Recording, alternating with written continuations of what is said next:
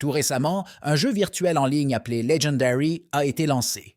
Monde et malgré son prix de 20 000 $, de nombreuses personnes l'ont acheté. Grâce à la location d'équipements coûteux nécessaires à la réalité virtuelle immersive, le jeu a acquis une popularité explosive dans le monde entier.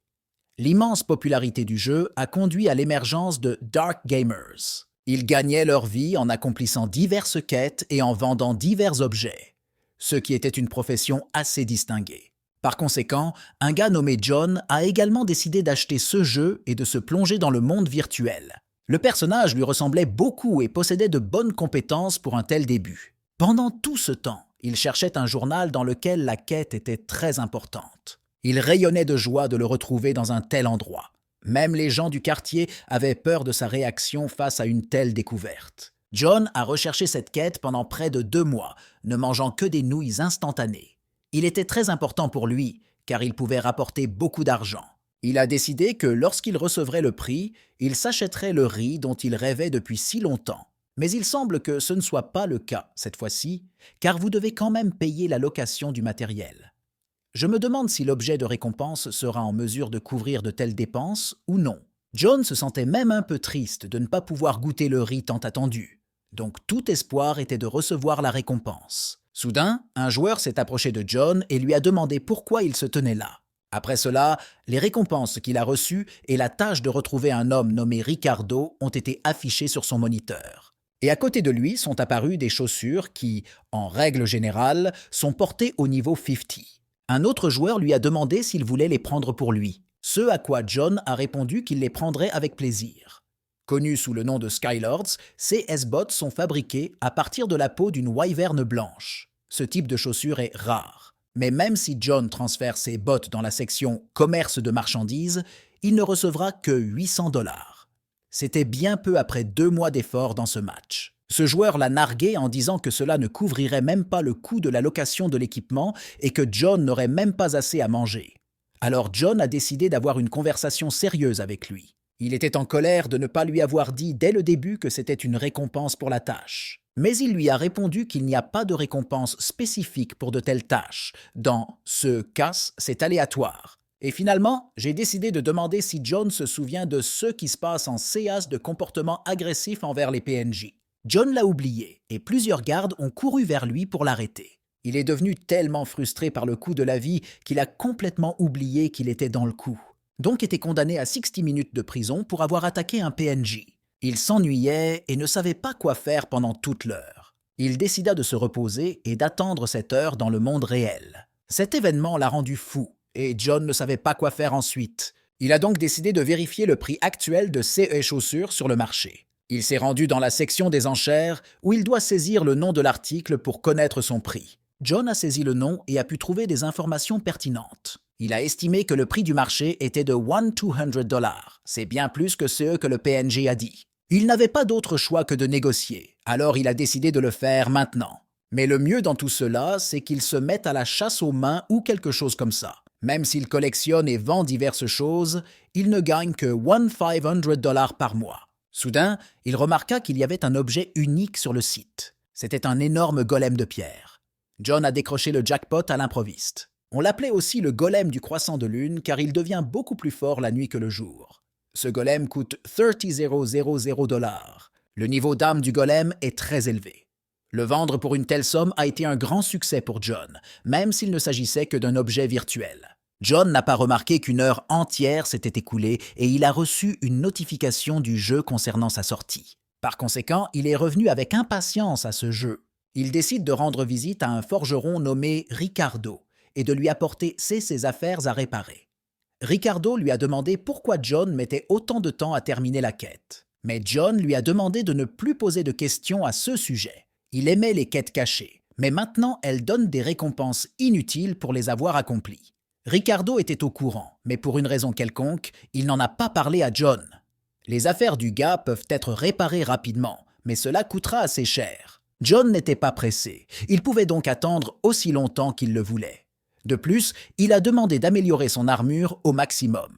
Cela sera également inclus dans le prix. John décida de lui parler de la quête en chaîne et cela surprit grandement le vieil homme. Après tout, le gars aurait dû le terminer il y a longtemps.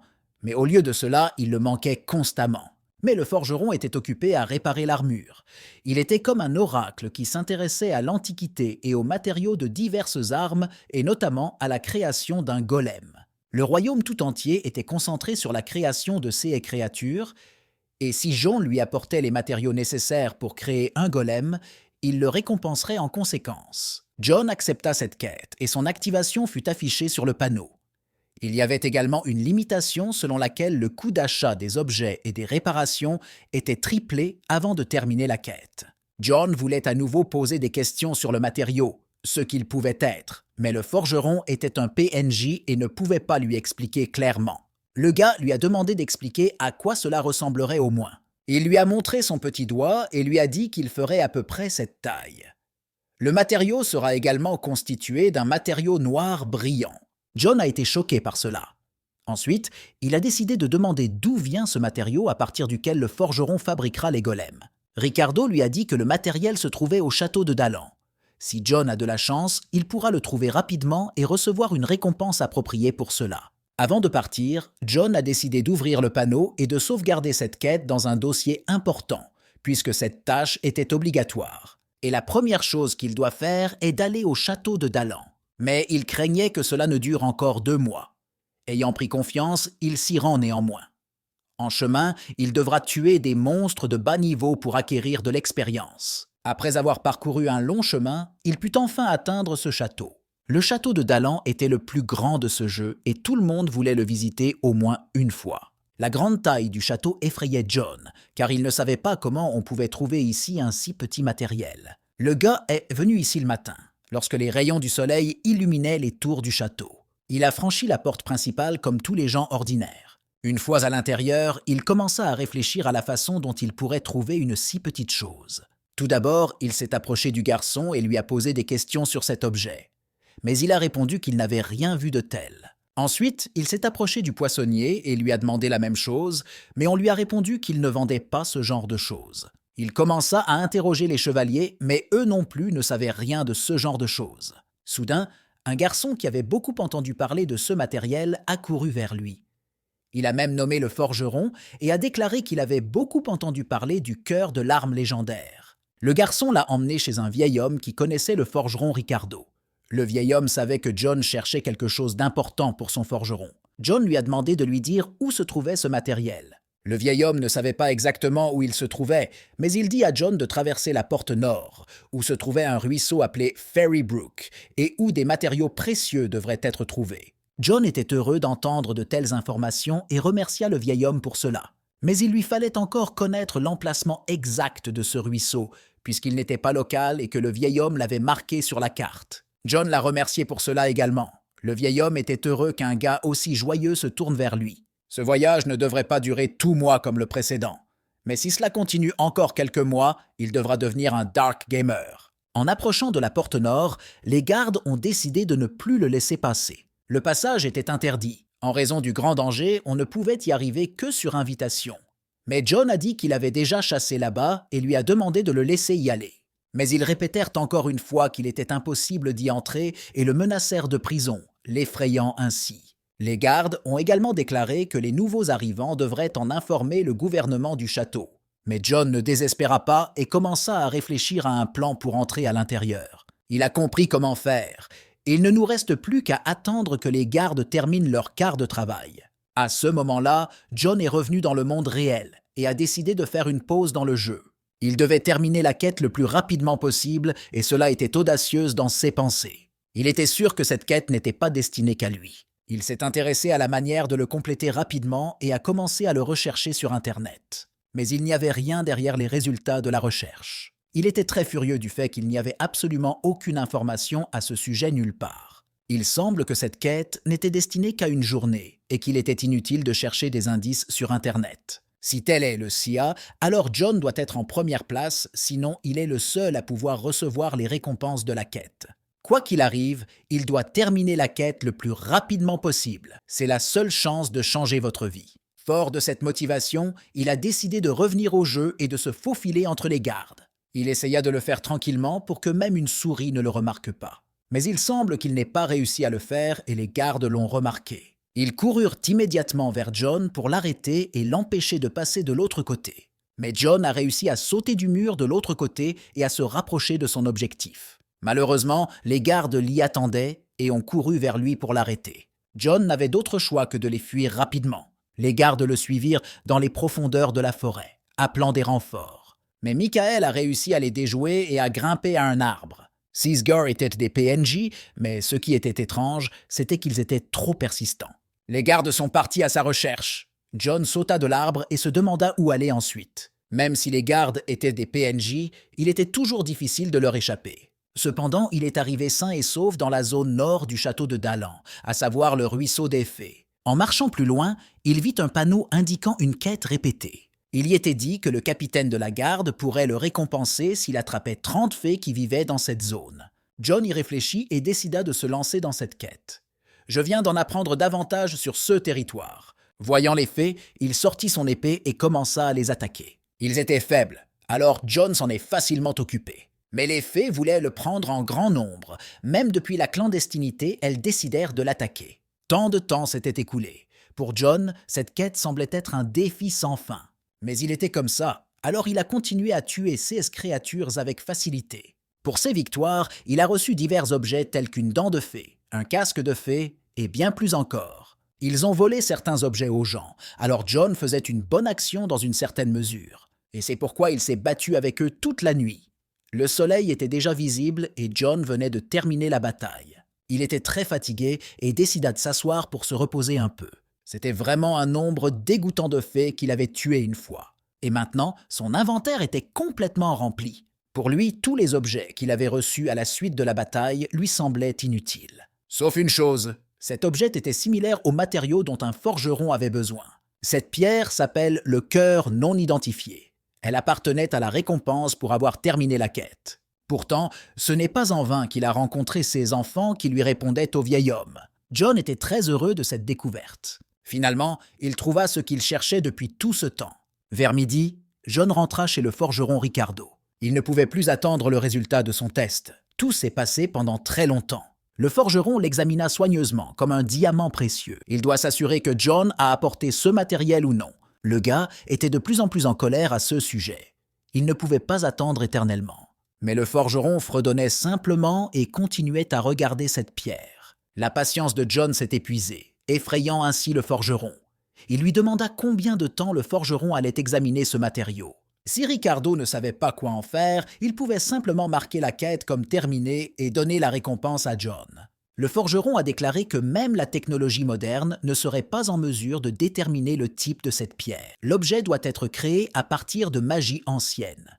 Et le forgeron a expliqué le long processus en disant qu'il voulait profiter de cette pierre. Cela a grandement irrité John, car il n'a pas eu le temps d'écouter les impressions de Ricard. Il voulait juste prendre sa récompense et sortir d'ici. Ricardo a demandé si John ne savait vraiment pas de quoi il s'agissait. John a répondu que oui, il ne savait vraiment pas ce que c'était. Le forgeron répondit que ce matériau dépassait leur compréhension générale et le jeta au feu. C'est une combinaison d'anciennes méthodes de magie et de compétences métallurgiques qui lui ont été transmises depuis l'Antiquité. Selon l'écriture de Velikovac, distribuée parmi les forgerons, cet objet révèle sa vraie valeur dans la flamme. Mais Jean ne comprit pas de quoi parlait le forgeron et lui demanda de retirer la pierre du feu.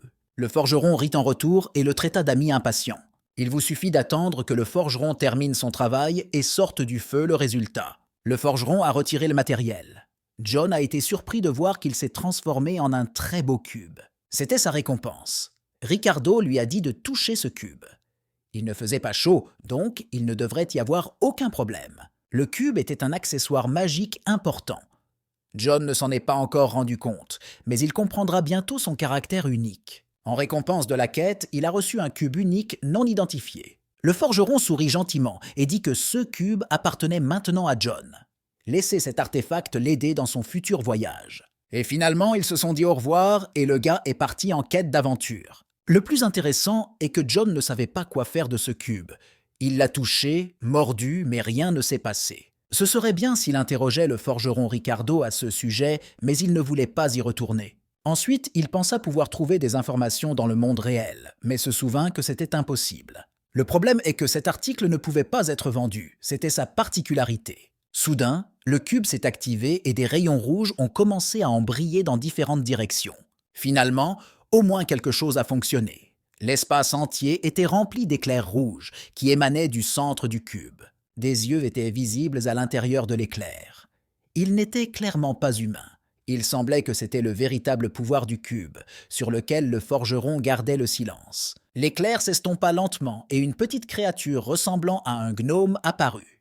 Son visage était rempli d'obscurité. Seuls ses yeux étaient rouges. John ne comprenait pas ce qui venait de se passer et était choqué par ce qu'il voyait. Il tomba dans le désespoir et ne comprit pas pourquoi les récompenses étaient devenues si inutiles et aléatoires ces derniers temps.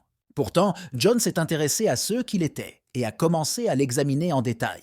La jolie créature est immédiatement tombée amoureuse de lui et lui a crié quelque chose de sa douce voix. Sur l'écran bleu, il y avait des informations selon lesquelles la créature, qui dormait depuis longtemps dans le cube secret, l'avait reconnu comme son propriétaire. Puis, le cube s'était instantanément ouvert. En conséquence, John est devenu propriétaire du chrono sombre, qui était une ancienne arme magique.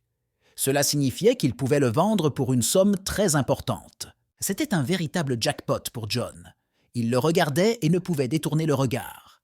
La joie remplissait son corps. Mais tout allait mal. Pour 30 000 $, il y avait un golem appelé les armoiries de Chronotos, et il a un Chronotos sombre. John a décidé de rechercher des informations sur C et Chronotos, mais on ne connaissait que la catégorie défense. Tout le reste n'était pas disponible. Beaucoup bouleversait John et il ne comprenait pas pourquoi cela lui était arrivé. Pour le moment, il s'agit d'un article qui ne peut être ni échangé ni vendu. Essentiellement, il n'a aucune valeur pour John. Même s'il envoie un email aux développeurs du jeu pour remédier à la situation, ils ne lui répondront toujours pas.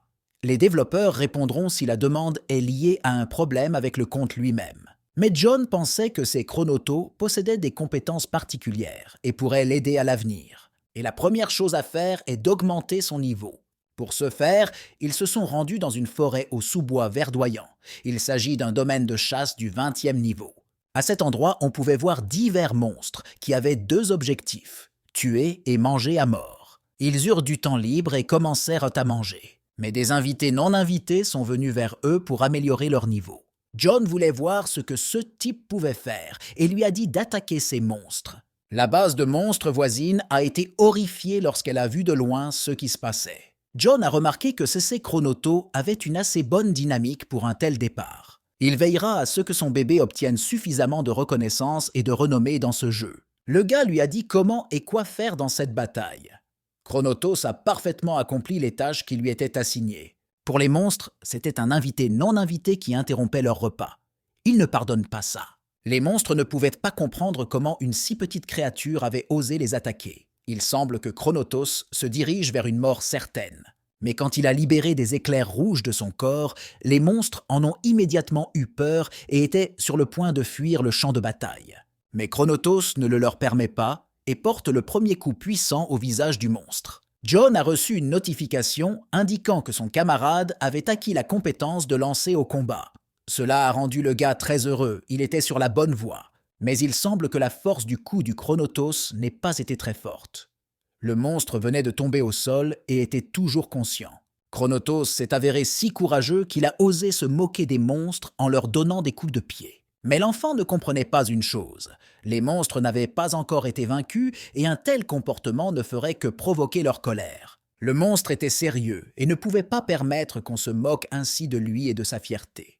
Par conséquent, au même moment, il donna un coup de pied au sombre Chronotos, l'envoyant voler dans la foule d'autres monstres. Il n'avait jamais vu un enfant aussi impudent auparavant et voulait l'arrêter rapidement.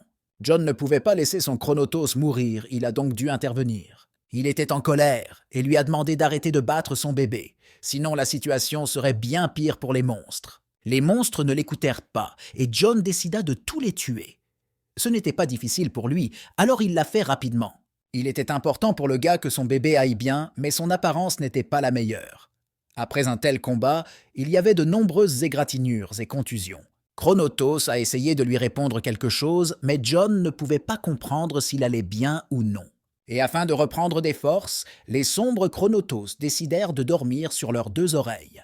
Mais John a oublié que son bébé, malgré sa splendeur, n'était qu'au niveau 1 et il l'a amené au monstre du niveau 20. John a donc décidé de se rendre dans un lieu de chasse légèrement plus facile. Ils se rendirent au terrain de chasse du 15e niveau, appelé Terre. Mais même là, Chronos ne pouvait pas faire face au monstre.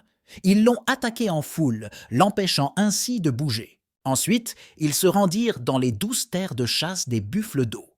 Ils étaient de niveau 10, peut-être que Chronotos pourra s'en occuper. Mais les buffles l'ont facilement vaincu et lui ont permis de faire au moins quelque chose.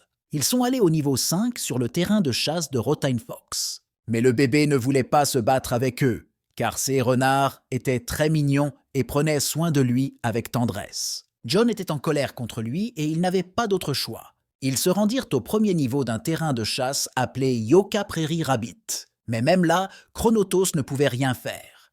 Il a essayé de les attaquer d'une manière ou d'une autre, mais est immédiatement tombé au sol. John ne savait pas quoi en faire et il semblait que son Chronotos était désespéré. Il était en colère que son bébé ne puisse pas vaincre seul les monstres de premier niveau et à cause de cela, il lui a crié dessus. Cela ressemblait à un mauvais père criant après son enfant. Mais John peut être compris, car il a travaillé très dur pour aboutir à une telle inutilité. Cela ne plairait pas à tout le monde. Il ne savait pas comment procéder. Toutes ses pensées le rendaient fou. Après tout, il ne pouvait ni échanger ni vendre les Chronotos à quelqu'un. Il n'y avait aucune information sur Internet sur la façon de le gérer et d'augmenter son niveau. John était fatigué d'y penser et voulait juste se reposer un moment. Par conséquent, il a décidé de mettre les Chronotos sombres dans son inventaire pendant un certain temps. Peut-être qu'il apprendra plus tard une ou des méthodes pour y faire face. John ne pouvait pas gagner d'argent pendant cette période, même s'il avait accompli des quêtes. Pour ne pas mourir de faim, il décide de chasser les lapins. Pendant ce temps, sur le terrain de chasse des rebelles Thoth Rébellion Chevalier, niveau 150. Les rebelles discutaient de ce qu'ils allaient à manger pour le dîner et voulaient quelque chose de nouveau, car ils en avaient assez de manger de la viande de lapin tous les soirs. Après avoir chassé les lapins, John est arrivé à cet endroit et a décidé de gagner un peu d'argent. Il a perdu trop de temps sur des choses inutiles. Alors il a agi de manière décisive et avec confiance. John atterrit derrière les rebelles et se prépara à se battre. Ils l'ont remarqué et maintenant John contrevenait à leur ordre. Les gardes ont sonné l'alarme et ont annoncé qu'il y avait un étranger à la base qui devait être arrêté. Plusieurs rebelles coururent vers lui pour tuer John. Le gaz était prêt pour cela. Alors il sortit rapidement son épée de son inventaire et se prépara à se défendre. Il a activé sa compétence, dans laquelle sa santé diminuera légèrement et sa défense et sa vitesse augmenteront considérablement. Michael avait confiance en ses capacités et a couru vers les gardes pour leur infliger des coups écrasants. Il avait envie de leur cracher toute sa force et sa colère. John a immédiatement voulu tuer tous les rebelles. Je me demande comment va le sombre Chronotos maintenant. Peut-être qu'il pourra aider John dans la bataille, mais pour l'instant, il s'en sort facilement sans son aide. Il dut combattre 2 rebelles en même temps. Pour John, c'était du gâteau. Un à un, il tua les rebelles et courut immédiatement vers le suivant pour lui faire de même. Une demi-heure s'est écoulée et John a terminé la bataille avec les rebelles. Il décida de voir ceux qu'il obtiendrait à la suite de la bataille. Il s'agissait de jetons de soulèvement qui pouvaient être échangés et recevoir une récompense. Il en reçut suffisamment pour les échanger contre une belle récompense.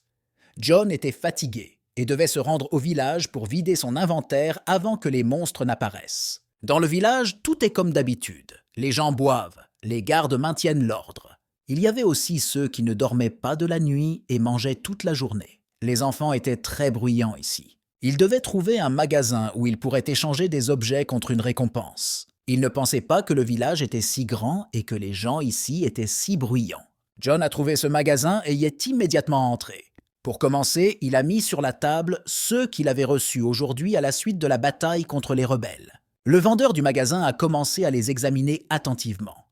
Il y avait des moments où divers aventuriers lui apportaient des contrefaçons, alors il était strict à ce sujet. John a demandé les sacs pour pouvoir ranger tout ce qui restait dans son inventaire. Le vendeur a été choqué quand il a vu que le gars était capable d'obtenir un tel artefact. Il semble que les articles nécessitaient non pas un seul sac, mais plusieurs. Le vendeur ne comprenait pas d'où il tirait tant de choses. La plupart des objets étaient des jump-thems et des pierres précieuses. Et le plus étrange, c'est que le vendeur lui a donné les 5 pièces d'or pour cela. Michael était en colère et a demandé des pièces supplémentaires, car il passait beaucoup de temps à obtenir ces matériaux en mangeant et en dormant dans les quartiers d'habitation des rebelles. Le vendeur ne pouvait pas lui donner beaucoup de pièces, car son entrepôt débordait de ces choses et il n'y avait tout simplement pas de place. John se demandait pourquoi tant d'objets tombaient sur les monstres de niveau 150. Le vendeur a ri de sa réponse car il n'en savait rien. Il a expliqué que les jetons rebelles ne sont pas un objet si rare, car il y en a beaucoup dans ce jeu, et la plupart des joueurs les recherchent. Il voulait dire par là que le marché regorge de CS jetons et c'est pourquoi le prix est si élevé. Mais John a quand même reçu les pièces royales et a réfléchi à la marche à suivre. Il possédait des pièces royales, ce qui signifiait quelque chose de plus que des pièces ordinaires. Il pourrait l'obtenir en accomplissant des tâches supplémentaires et c'est ce qu'il doit faire de mieux. Il était déjà tard, alors il décida de passer la nuit dans ce village et ensuite d'aller accomplir ses tâches. Dans la matinée, il s'est rendu chez la personne qui donne CS ordres. John a choisi la tâche de supprimer les rebelles, mais le chevalier n'était pas sûr de pouvoir accomplir cette tâche. Mais John était prêt à accomplir n'importe quelle tâche. Il pouvait donc l'accomplir plus rapidement que quiconque. Le chevalier accepta et l'engagea comme mercenaire pour la garde royale. Il lui donna une robe rouge comme signe distinctif. Ensuite, John fouilla dans son inventaire et pour décorer sa tenue, il en sortit son armure. Ce fut un grand honneur pour Jean d'aider non seulement le roi, mais aussi les habitants du royaume. Le courage et le courage sont dans son sang. Il est parti en mission. En chemin, il s'est fatigué et a décidé de camper sous une tente car il n'y avait pas de cabane à proximité. Il a choisi un endroit idéal pour cela et était heureux d'avoir cette opportunité. John a installé une tente, s'est installé et a immédiatement commencé à cuisiner pour lui-même. Le meilleur et l'un des éléments les plus importants est un lit. C'était très confortable et doux. John était très content. Il y avait aussi un endroit séparé où il pouvait ranger les choses afin qu'elles ne soient pas perdues ou oubliées ici. Dans un petit coin se trouvait une kitchenette dans laquelle il pouvait préparer presque tous les repas. Tout était comme John le voulait. Les endroits confortables dans de telles régions sont très rares.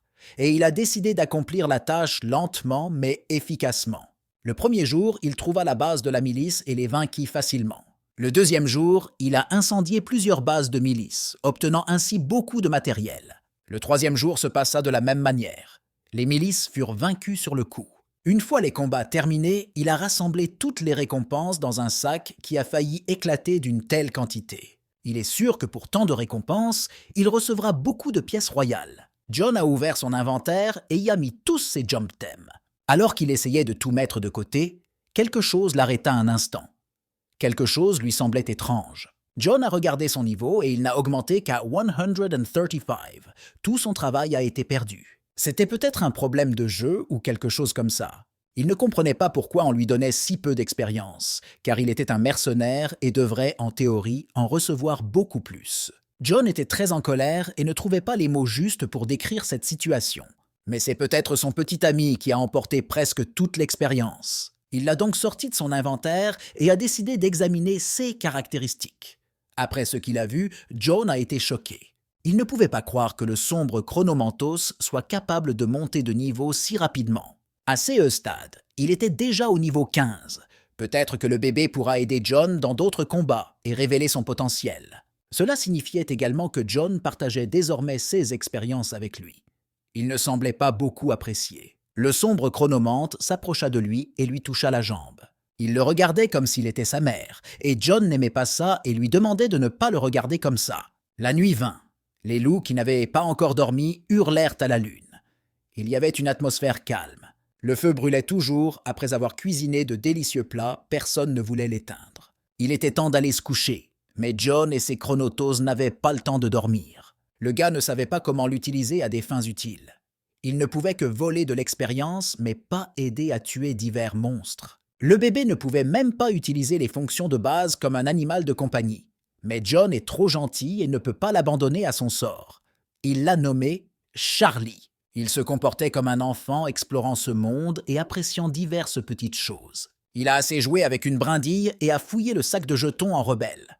Il voulait constamment quelque chose de nouveau. John le regardait comme un père regarde son enfant et essayait de lui expliquer que ces choses n'étaient pas un jouet pour lui. Charlie a reçu un petit bouclier de Toth des rebelles. Le gars était très heureux de cette découverte. Mais John ne comprenait pas pourquoi il était si heureux de cette chose, parce que s'il la vendait, il n'aurait même pas $1.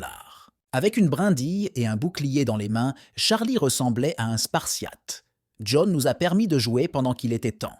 Le gars voulait se reposer un peu, alors il lui a permis de faire ce qu'il voulait. Mais ce serait mieux pour lui si le bébé s'enfuyait et devenait indépendant. C'était une belle matinée. John ouvrit son inventaire et se demanda où aller ensuite. Il a visité différents endroits, puis il a décidé de se rendre au centre de commandement. Il doit y avoir un chef rebelle là-bas, Maximos. Si John y va avec son niveau actuel, il ne sera pas en mesure d'infliger des dégâts appropriés et sera carrément tué. Continuer à tuer des monstres au chalet de montagne et à la base avancée ne sera pas utile à sa progression. Il a donc décidé de chasser Maximos plutôt que de faire des choses aussi simples. Soudain, Charlie s'approcha de lui et lui attrapa la jambe. John n'arrivait pas à comprendre ce qui n'allait pas et demanda pourquoi il ne s'était pas encore enfui dans la nature. Il ouvrit l'inventaire et y plaça le bébé. Il devait également terminer la quête de reine, et il est allé le faire. John s'est dirigé vers la base du chef Maximos. Le niveau pour chasser doit être d'au moins 155, mais les gardes pourraient être tués au niveau 150, car leur santé est suffisamment faible pour chasser. Mais avec le patron, tout n'était pas si simple et il avait une énorme santé. Vous devez être prudent jusqu'à ce que le niveau de John atteigne 155. Soudain, le garde qui gardait la base remarqua Egoz et demanda à John qui il était. Le gars s'est rendu compte qu'un combat était inévitable et a commencé à attaquer en premier. Il a sorti une lame secrète et l'a lancée sur le garde. Et il a touché la cible. Il s'agissait d'un coup critique qui ne laissait aucune chance aux gardes de faire quoi que ce soit. John devait les tuer tranquillement, sans trop attirer l'attention. La tâche est difficile, mais il peut facilement y faire face. Apercevant le garde suivant, il lui inflige discrètement un coup écrasant. John ressemblait à un vrai hitman. Cette compétence était très utile pour de telles tâches. Il inflige également un coup critique et peut facilement tuer une personne. Pendant ce temps, le patron Maximos a demandé à ses gardes de lui apporter de l'alcool et de la viande. Habituellement, il lui apporte immédiatement tout ce qu'il demande, mais maintenant quelque chose ne va pas. Maximos ne comprenait pas ce qui était arrivé à ses gardes ni où ils étaient allés. C'était la première fois qu'une telle situation lui arrivait. Il a donc quitté sa tente et a décidé de voir la situation à la base. Le chef réalisa que ses serviteurs étaient morts, mais il sentit que quelqu'un se trouvait dans la tente voisine et décida de l'attaquer. L'attaque a été si forte qu'elle a réussi à détruire complètement le bâtiment. Pourtant, il y avait John, qui comptait partir tranquillement et ne laisser aucune trace menant à lui. L'onde de choc fut très forte, mais John parvint à rester debout grâce à son épée. Maximos se demandait qui était venu vers lui, si habile et fort qu'il était capable de vaincre seul la garde entière. Il a demandé à John de révéler son identité. C'est censé être la dernière chose que le gars dit avant de mourir. John a essayé de partir tranquillement, sans causer de problème, mais le patron était déjà devant lui et il semblait qu'une bagarre était inévitable. Maximos remarqua la cape rouge du type et devina qu'il s'agissait d'un mercenaire des chevaliers royaux du château de Dalan. C'est étrange que Maximos sache tout cela, mais ait décidé d'en parler à John. Quoi qu'il en soit, le combat était inévitable, donc le gars était prêt au combat. L'inconvénient pour John était l'énorme différence de niveau et de santé par rapport au patron, mais l'avantage était qu'il n'y avait aucun garde autour pour interférer avec lui. Donc, si un gars peut bien esquiver et contre-attaquer, alors il y a d'énormes chances de gagner. Mais si quelque chose tourne mal, John peut simplement s'enfuir. Les PNJ ne courront pas après lui et ne quitteront pas leur territoire. La bataille a commencé. Le boss a commencé à attaquer John. Il y avait beaucoup d'anticipation dans le combat. Maximos s'est battu différemment des autres PNJ. C'est très excitant pour le gars. Il était difficile pour John de le combattre. Le patron était agile et esquivait bien les coups. Quelque chose s'est mal passé et Maximos a réussi à frapper le gars avec son coup. Puis il lui a donné un coup de pied dans le ventre. John a eu de la chance que ses côtes soient encore intactes. Cela a poussé le gars très fort et il lui a donné un coup de pied comme un ballon de football. C'était terriblement douloureux. John crachait du sang. On dirait que Maximos a réussi à toucher certains organes. Le patron a dû décider d'en finir avec ce type rapidement et a voulu lui porter le coup final. Ce coup était visible depuis d'autres bases. Il était difficile de ne pas remarquer un tel pouvoir. Tous les gardes décidèrent de se rendre au centre de commandement pour aider leur chef. Ils avaient un plan pour encercler le chalet supérieur de montagne. et y envoyer davantage d'archers pour les soutenir. À sa grande surprise, John a pu résister à ce coup et survivre, mais le patron le considérait toujours comme un déchet qui traînait quelque part sur la route. Il était en colère que des joueurs qui n'avaient atteint que le niveau 140 l'attaquaient déjà. On dirait que John avait besoin de s'enfuir. Il a sous-estimé son patron et ne savait pas quoi faire ensuite. Soudain, Charlie apparaît sur le champ de bataille. Je me demande s'il peut aider dans cette bataille. John a été surpris que le bébé ait osé sortir de l'inventaire dans de telles circonstances. Charlie a activé la capacité spéciale de se lever et sauver le propriétaire par tous les moyens nécessaires. La bataille devient de plus en plus intéressante. Les chevaliers sortirent en courant des tentes. L'un des principaux chevaliers a ordonné à tout le monde de se déplacer rapidement car ils pourraient être tués. Ils prirent position et tirèrent leurs flèches en bois. Ils attendaient déjà l'ordre de tirer sur John et Charlie. John savait que les vaincre ne serait pas si facile. Il était seul et il y avait beaucoup de ces chevaliers. Mais soudain, une capacité spéciale est activée. La protection du propriétaire est activée. Charlie apparaît à John pour le protéger. Les yeux de Charlie pétillent. Il lance ses défenses pour protéger John. C'était un énorme bouclier rouge. Il brillait d'une aura rouge. La protection s'est avérée très forte et rien ne pouvait le pénétrer. John était paniqué et il était très surpris que Charlie le protège. Charlie était très confiant. Sa force était très grande. C'est pourquoi le bouclier était très solide. Le chevalier du jeu fut surpris que John ne soit plus seul et qu'il ait un petit protecteur. Il voulait savoir ce qui se passait. Il s'est approché et a commencé à plaisanter sur le fait qu'il s'agissait d'un très petit et magnifique animal de compagnie. A commencé à provoquer le chevalier avec son animal de compagnie, le chevalier n'était pas content, car le petit Charlie pouvait se défendre et défendre John. En un instant de laï, le méchant chevalier commença à les attaquer, criant qu'ils devraient tous mourir et qu'il ne les reverrait plus jamais. Il frappe la défense de Charlie. Charlie se tenait très fermement. L'épée du chevalier ne pouvait pas briser le bouclier du petit animal de compagnie de John. Charlie se tenait très fermement. La terre quittait ses pieds, mais cela ne l'empêchait pas de rester immobile. Le chevalier était déçu. Il ne pouvait s'empêcher de penser que Charlie pourrait bloquer son coup puissant. John n'en croyait pas ses yeux. Il se demandait comment un si petit animal pouvait bloquer les coups d'un chevalier fort. Il voulait savoir jusqu'où cela irait et combien de temps le petit Charles pourrait tenir. John fut très agréablement surpris. Il vit que Charles jouait le rôle d'un tank. Soudain, John arrive derrière le chevalier et dit qu'il a un endroit ouvert où John peut frapper. Son épée brillante frappe directement la colonne vertébrale de fer du chevalier. Le chevalier émet des bruits de douleur. John vole sur le côté, le chevalier tombe au sol et une grande explosion de feu se crée. John a félicité le petit Charlie pour son travail bien fait. Charlie a défendu John de façon fantastique et c'était génial. Mais soudain, la main de fer d'un chevalier surgit de sous terre. Des pierres volent sur le côté. Et le chevalier sort en rampant. Il rit malicieusement et dit que c'était une blague et qu'il était presque impossible de le tuer. Il explose soudainement et s'envole pour causer des dégâts. Cette fois, il voulait en finir avec John et Charles. John a sorti son épée. Il ne s'attendait pas à ce que le chevalier soit vivant et continue de se battre. Le chevalier s'est levé dans les airs et a volé droit sur John pour lui porter un coup fatal. Le gars n'a pas perdu de temps pour prendre une position défensive afin de dévier le coup. Mais en une seconde, Charles se tenait devant John et ouvrit son bouclier rouge pour protéger le propriétaire. Cela convenait à John, avec l'aide de la protection de Charles, il eut le temps de porter un coup au chevalier qu'il ne pouvait pas prédire. Le chevalier essaya de percer le bouclier de Charles, tandis qu'il faisait cela, John s'envole dans les airs pour percer le dos du chevalier de fer. C'était John.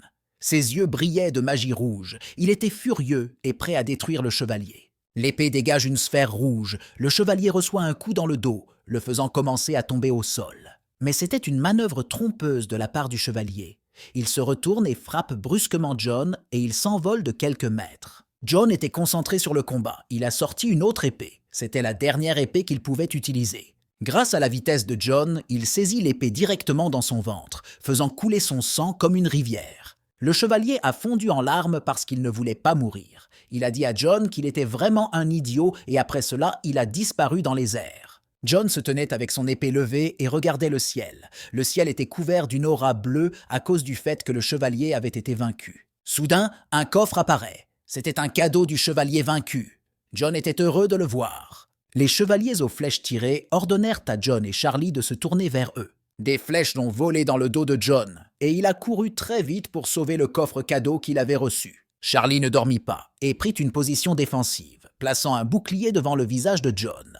Le petit animal a activé son bouclier pour se protéger des flèches qui volèrent sur John. Ils ont mené de nombreuses attaques, mais la défense de Charles est restée forte. Les chevaliers l'ont également été après de nombreuses attaques. Charles regarda John avec un visage effrayé tout en repoussant les attaques des chevaliers. John a promis à Charles qu'il arriverait le premier et que personne ne prendrait son coffre. John se mit à courir et à crier. Son désir d'ouvrir le coffre était plus grand que celui de mourir. C'était le soir, John et Charles étaient assis dans la Warm House. Ils sont sortis vivants d'une escarmouche avec les chevaliers. John regarda ce coffre comme s'il était en or. Charles suggéra qu'il pourrait y avoir quelque chose d'utile dans le coffre que prévu. Le gars a félicité le petit Charles pour son travail bien fait. Il ne pouvait pas penser que Charles puisse bloquer les attaques des chevaliers de cette façon.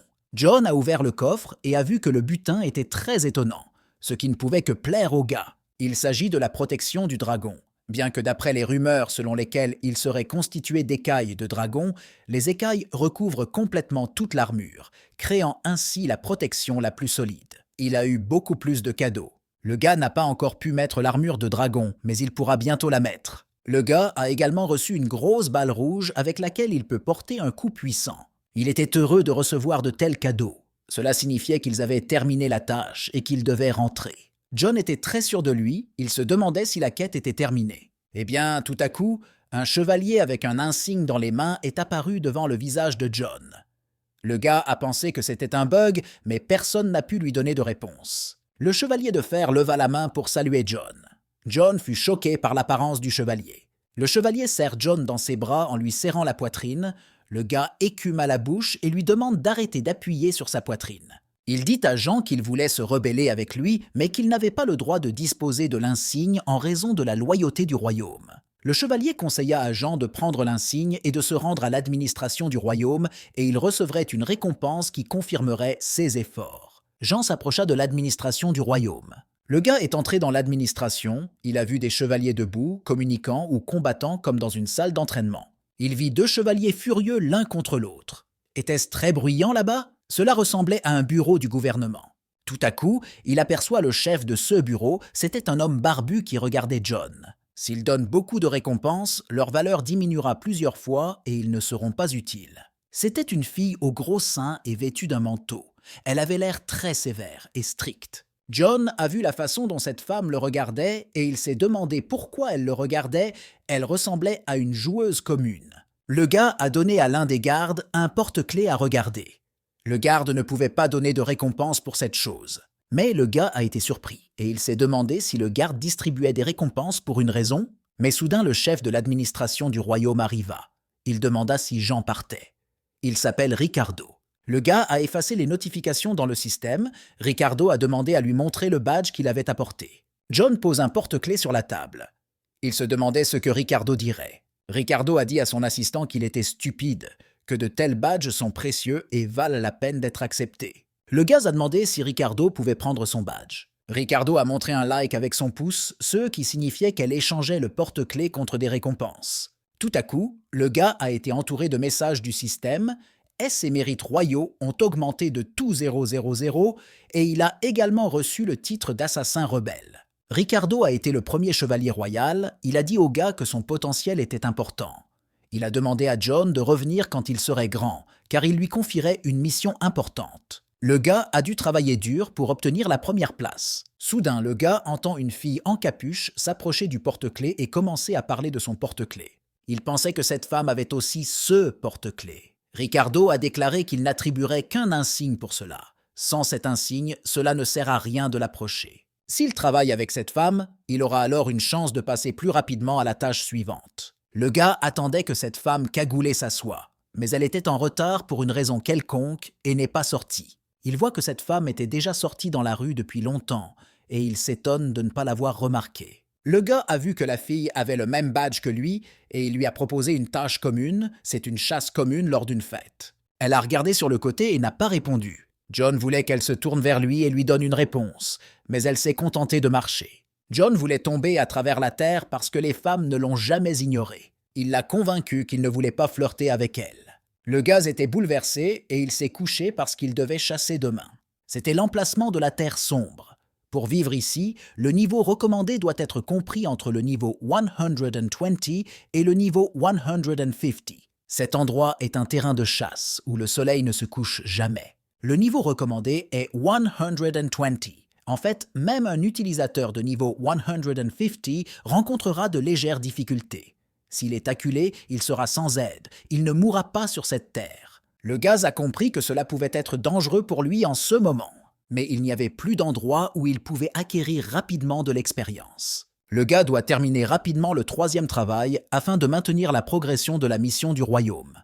Il a demandé à son petit animal s'il comprenait ce que John disait, mais il restait simplement silencieux et n'émettait aucun bruit. Il a convaincu son animal de compagnie qu'il devait être aussi agressif que les chevaliers avec lesquels il combattait afin de pouvoir gagner. Il a demandé à utiliser la magie noire. Il s'assure que les esprits sombres sont plus faciles à gérer. Un petit animal de compagnie a survolé ce cercle afin de reconnaître la situation. Pour que Charles reste inaperçu, John se mit à crier. Les caractéristiques de C&S Bandit seront aussi brutales que celles de cet Iron Knight. Mais John comprit que de toute façon, il ne pourrait rien faire avec eux, puisque son niveau était trop bas. Une armée entière de gardes de pierre s'approchait de John. Les gardes de pierre ont attaqué de tous côtés, mais le petit animal a mis en place sa propre défense, que les gardes ont tenté de percer. L'un des gardes lève son épée dans la montagne afin de récupérer toute l'énergie d'un seul coup. Il frappe le bouclier de Charles. Il était difficile pour le petit animal de compagnie de John de résister à un tel coup. Une énorme explosion se fait entendre dans les environs. Jonas, dans un accès d'émotion, court sauver son petit animal de compagnie. Grâce à la vitesse de John, il saisit l'épée directement dans son ventre, faisant couler son sang comme une rivière. Le chevalier a fondu en larmes parce qu'il ne voulait pas mourir. Il a dit à John qu'il était vraiment un idiot et après cela, il a disparu dans les airs. John se tenait avec son épée levée et regardait le ciel. Le ciel était couvert d'une aura bleue à cause du fait que le chevalier avait été vaincu. Soudain, un coffre apparaît. C'était un cadeau du chevalier vaincu. John était heureux de le voir. Les chevaliers aux flèches tirées ordonnèrent à John et Charlie de se tourner vers eux. Des flèches l'ont volé dans le dos de John, et il a couru très vite pour sauver le coffre cadeau qu'il avait reçu. Charlie ne dormit pas et prit une position défensive, plaçant un bouclier devant le visage de John. Le petit animal a activé son bouclier pour se protéger des flèches qui volèrent sur John. Ils ont mené de nombreuses attaques, mais la défense de Charles est restée forte. Les chevaliers l'ont également été après de nombreuses attaques. Charles regarda John avec un visage effrayé tout en repoussant les attaques des chevaliers. John a promis à Charles qu'il arriverait le premier et que personne ne prendrait son coffre. John se mit à courir et à crier. Son désir d'ouvrir le coffre était plus grand que celui de mourir. C'était le soir, John et Charles étaient assis dans la Warm House. Ils sont sortis vivants d'une escarmouche avec les chevaliers. John regarda ce coffre comme s'il était en or. Charles suggéra qu'il pourrait y avoir quelque chose d'utile dans le coffre que prévu. Le gars a félicité le petit Charles pour son travail bien fait. Il ne pouvait pas penser que Charles puisse bloquer les attaques des chevaliers de cette façon. John a ouvert le coffre et a vu que le butin était très étonnant, ce qui ne pouvait que plaire au gars. Il s'agit de la protection du dragon. Bien que d'après les rumeurs selon lesquelles il serait constitué d'écailles de dragon, les écailles recouvrent complètement toute l'armure, créant ainsi la protection la plus solide. Il a eu beaucoup plus de cadeaux. Le gars n'a pas encore pu mettre l'armure de dragon, mais il pourra bientôt la mettre. Le gars a également reçu une grosse balle rouge avec laquelle il peut porter un coup puissant. Il était heureux de recevoir de tels cadeaux. Cela signifiait qu'ils avaient terminé la tâche et qu'ils devaient rentrer. John était très sûr de lui, il se demandait si la quête était terminée. Eh bien, tout à coup, un chevalier avec un insigne dans les mains est apparu devant le visage de John. Le gars a pensé que c'était un bug, mais personne n'a pu lui donner de réponse. Le chevalier de fer leva la main pour saluer John. John fut choqué par l'apparence du chevalier. Le chevalier serre John dans ses bras en lui serrant la poitrine. Le gars écume à la bouche et lui demande d'arrêter d'appuyer sur sa poitrine. Il dit à Jean qu'il voulait se rebeller avec lui, mais qu'il n'avait pas le droit de disposer de l'insigne en raison de la loyauté du royaume. Le chevalier conseilla à Jean de prendre l'insigne et de se rendre à l'administration du royaume, et il recevrait une récompense qui confirmerait ses efforts. Jean s'approcha de l'administration du royaume. Le gars est entré dans l'administration, il a vu des chevaliers debout, communiquant ou combattant comme dans une salle d'entraînement. Il vit 2 chevaliers furieux l'un contre l'autre. Était-ce très bruyant là-bas? Cela ressemblait à un bureau du gouvernement. Tout à coup, il aperçoit le chef de ce bureau, c'était un homme barbu qui regardait John. S'ils donnent beaucoup de récompenses, leur valeur diminuera plusieurs fois et ils ne seront pas utiles. C'était une fille aux gros seins et vêtue d'un manteau. Elle avait l'air très sévère et stricte. John a vu la façon dont cette femme le regardait et il s'est demandé pourquoi elle le regardait. Elle ressemblait à une joueuse commune. Le gars a donné à l'un des gardes un porte-clés à regarder. Le garde ne pouvait pas donner de récompense pour cette chose. Mais le gars a été surpris et il s'est demandé si le garde distribuait des récompenses pour une raison. Mais soudain, le chef de l'administration du royaume arriva. Il demanda si Jean partait. Il s'appelle Ricardo. Le gars a effacé les notifications dans le système. Ricardo a demandé à lui montrer le badge qu'il avait apporté. John pose un porte-clés sur la table. Il se demandait ce que Ricardo dirait. Ricardo a dit à son assistant qu'il était stupide, que de tels badges sont précieux et valent la peine d'être acceptés. Le gars a demandé si Ricardo pouvait prendre son badge. Ricardo a montré un like avec son pouce, ce qui signifiait qu'elle échangeait le porte-clés contre des récompenses. Tout à coup, le gars a été entouré de messages du système et ses mérites royaux ont augmenté de tout 000 et il a également reçu le titre d'assassin rebelle. Ricardo a été le premier chevalier royal, il a dit au gars que son potentiel était important. Il a demandé à John de revenir quand il serait grand, car il lui confierait une mission importante. Le gars a dû travailler dur pour obtenir la première place. Soudain, le gars entend une fille en capuche s'approcher du porte-clés et commencer à parler de son porte-clés. Il pensait que cette femme avait aussi ce porte-clés. Ricardo a déclaré qu'il n'attribuerait qu'un insigne pour cela.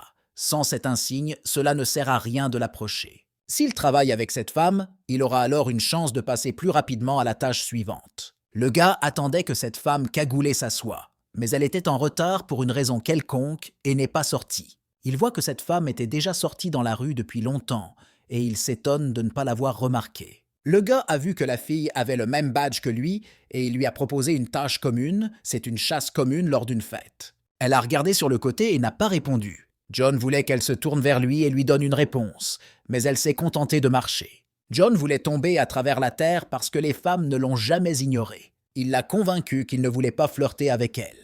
Le gars était bouleversé et il s'est couché parce qu'il devait chasser demain. C'était l'emplacement de la terre sombre. Pour vivre ici, le niveau recommandé doit être compris entre le niveau 120 et le niveau 150. Cet endroit est un terrain de chasse où le soleil ne se couche jamais. Le niveau recommandé est 120.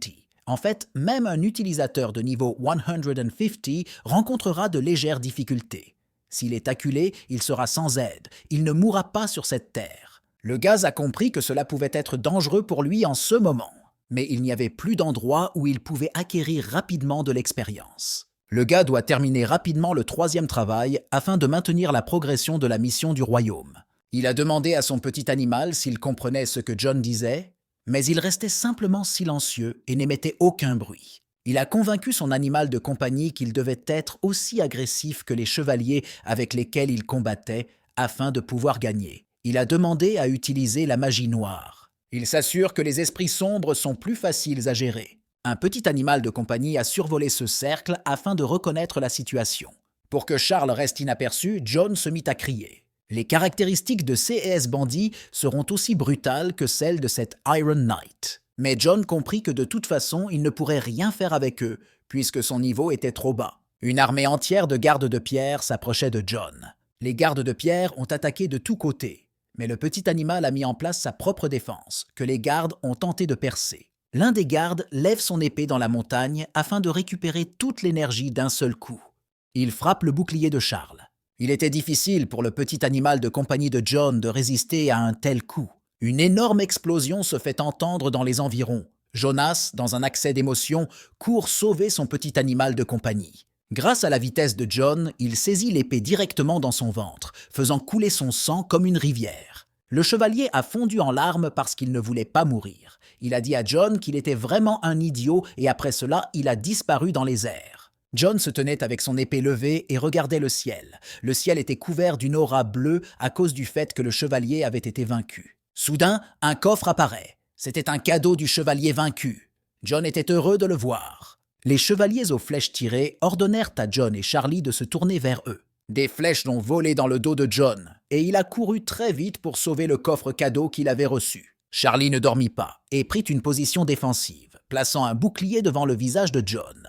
Le petit animal a activé son bouclier pour se protéger des flèches qui volèrent sur John. Ils ont mené de nombreuses attaques, mais la défense de Charles est restée forte. Les chevaliers l'ont également été après de nombreuses attaques. Charles regarda John avec un visage effrayé tout en repoussant les attaques des chevaliers. John a promis à Charles qu'il arriverait le premier et que personne ne prendrait son coffre. John se mit à courir et à crier. Son désir d'ouvrir le coffre était plus grand que celui de mourir. C'était le soir, John et Charles étaient assis dans la Warm House. Ils sont sortis vivants d'une escarmouche avec les chevaliers. John regarda ce coffre comme s'il était en or. Charles suggéra qu'il pourrait y avoir quelque chose d'utile dans le coffre que prévu. Le gars a félicité le petit Charles pour son travail bien fait. Il ne pouvait pas penser que Charles puisse bloquer les attaques des chevaliers de cette façon. John a ouvert le coffre et a vu que le butin était très étonnant, ce qui ne pouvait que plaire au gars. Il s'agit de la protection du dragon. Bien que d'après les rumeurs selon lesquelles il serait constitué d'écailles de dragon, les écailles recouvrent complètement toute l'armure, créant ainsi la protection la plus solide. Il a eu beaucoup plus de cadeaux. Le gars n'a pas encore pu mettre l'armure de dragon, mais il pourra bientôt la mettre. Le gars a également reçu une grosse balle rouge avec laquelle il peut porter un coup puissant. Il était heureux de recevoir de tels cadeaux. Cela signifiait qu'ils avaient terminé la tâche et qu'ils devaient rentrer. John était très sûr de lui, il se demandait si la quête était terminée. Eh bien, tout à coup, un chevalier avec un insigne dans les mains est apparu devant le visage de John.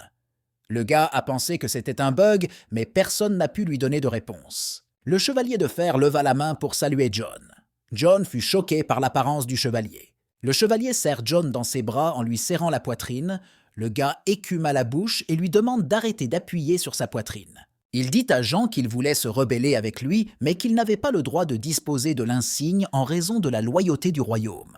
Le chevalier conseilla à Jean de prendre l'insigne et de se rendre à l'administration du royaume, et il recevrait une récompense qui confirmerait ses efforts. Jean s'approcha de l'administration du royaume. Le gars est entré dans l'administration, il a vu des chevaliers debout, communiquant ou combattant comme dans une salle d'entraînement. Il vit deux chevaliers furieux l'un contre l'autre. Était-ce très bruyant là-bas? Cela ressemblait à un bureau du gouvernement. Tout à coup, il aperçoit le chef de ce bureau, c'était un homme barbu qui regardait John. S'ils donnent beaucoup de récompenses, leur valeur diminuera plusieurs fois et ils ne seront pas utiles. C'était une fille aux gros seins et vêtue d'un manteau.